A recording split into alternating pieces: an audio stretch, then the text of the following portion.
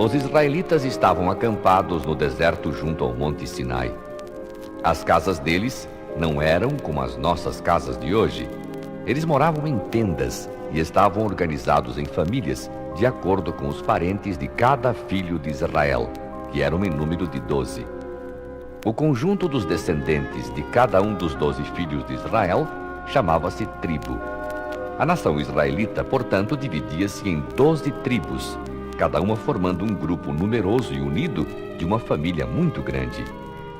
Os nomes das tribos eram os mesmos nomes dos filhos de Israel, a saber, Ruben, Simeão, Levi, Judá, Zebulon, Issacar, Dan, Gade, Azer, Naftali, José e Benjamim. Cada um tinha sua própria casa, isto é, sua tenda ou barraca, uma forma de habitação coberta de peles de ovelhas, amarradas com cordas e presas no chão com estacas de madeira. Faltava uma casa para Deus.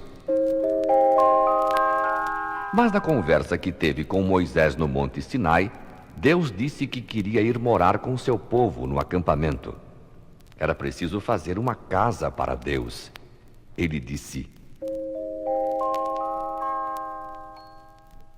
"E me farão um santuário e habitarei no meio deles." O modelo dessa casa ou santuário foi mostrado a Moisés. Ele foi instruído a fazer tudo conforme Deus pediu. A casa de Deus deveria ser construída bem no centro do acampamento dos israelitas. O tamanho foi dado, os materiais a serem usados na construção foram recomendados, e os móveis também foi Deus que escolheu.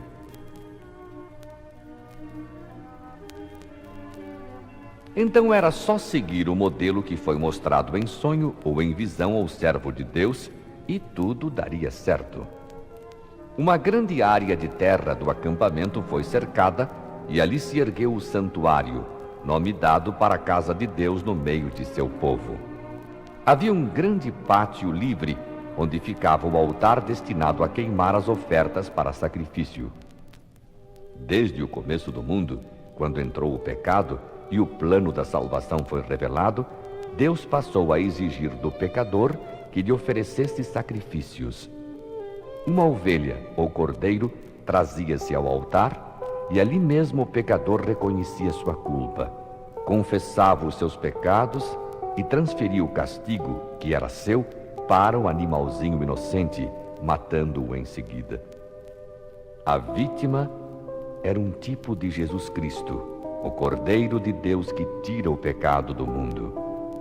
Depois de morto, o animal era queimado, um tipo da destruição do pecado pela morte de Jesus Cristo.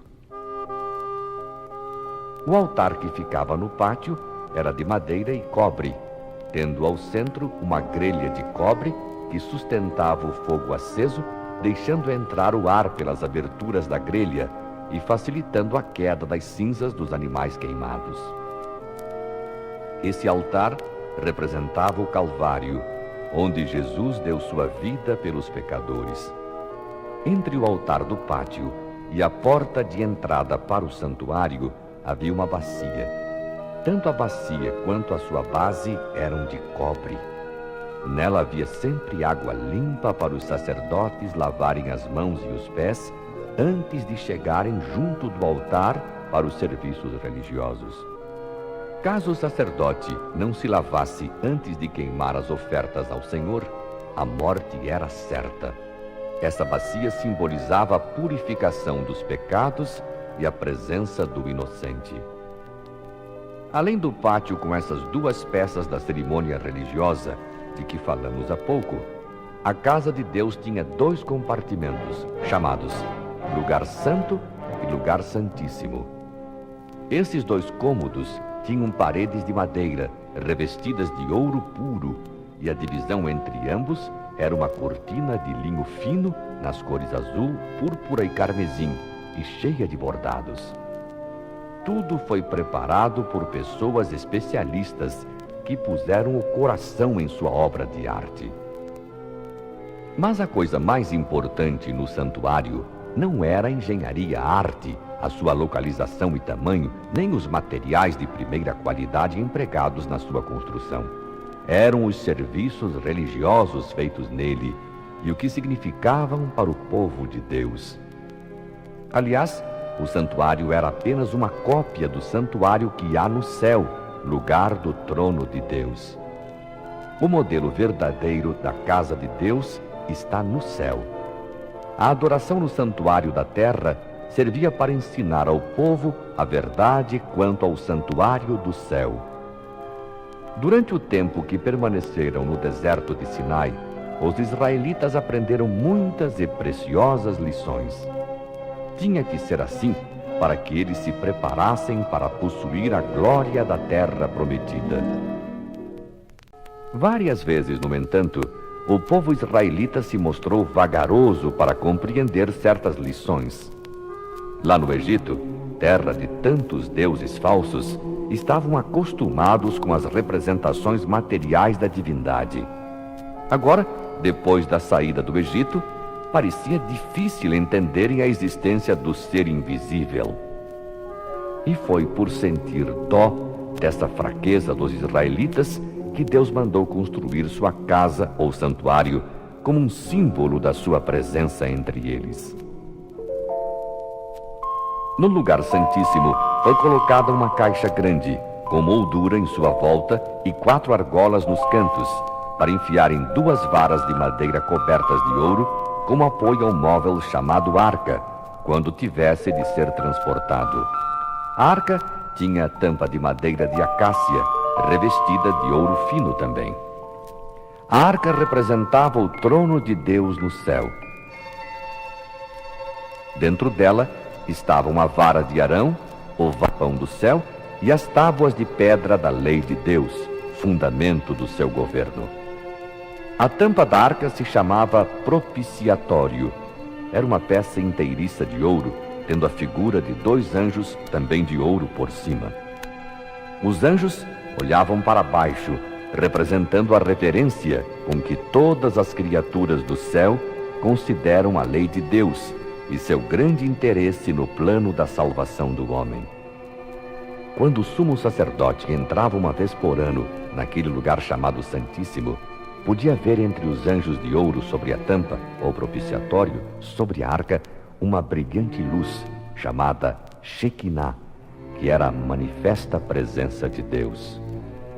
Era ali mesmo que ele manifestava sua vontade, aprovando ou reprovando. A arca era a única peça do lugar santíssimo. Vamos ver agora os móveis colocados no lugar santo. Comecemos a falar da mesa para os pães da proposição, coberta de ouro puro. Sobre ela havia pratos, colheres, cântaros e tigelas de ouro puro, onde se colocavam os pães da proposição. Esses pães eram um reconhecimento de que o homem depende de Deus, tanto para o pão temporal como o espiritual, e de que é recebido apenas pela mediação de Cristo. À esquerda da entrada da casa, um candelabro de ouro puro, que simbolizava a Igreja de Deus. As 7 lâmpadas do castiçal, ou candelabro, representa o Espírito Santo. Acesas, representavam a Igreja de Deus brilhando no mundo com a luz do Espírito Santo. Junto à passagem pela cortina que separava o lugar santo do Santíssimo, estava colocado, no lugar santo, o altar do incenso. O incenso era o resultado da mistura de substâncias perfumadas, tais como resinas, gomas e especiarias de cheiro aromático. O altar do incenso simbolizava o altar da família, o lugar secreto da oração ou qualquer outro lugar onde se ora a Deus. O incenso, subindo com as orações de Israel, representa os méritos e intercessão de Cristo, sua perfeita justiça, que pela fé é atribuída ao seu povo e que unicamente pode tornar o culto de seres pecadores aceitável a Deus.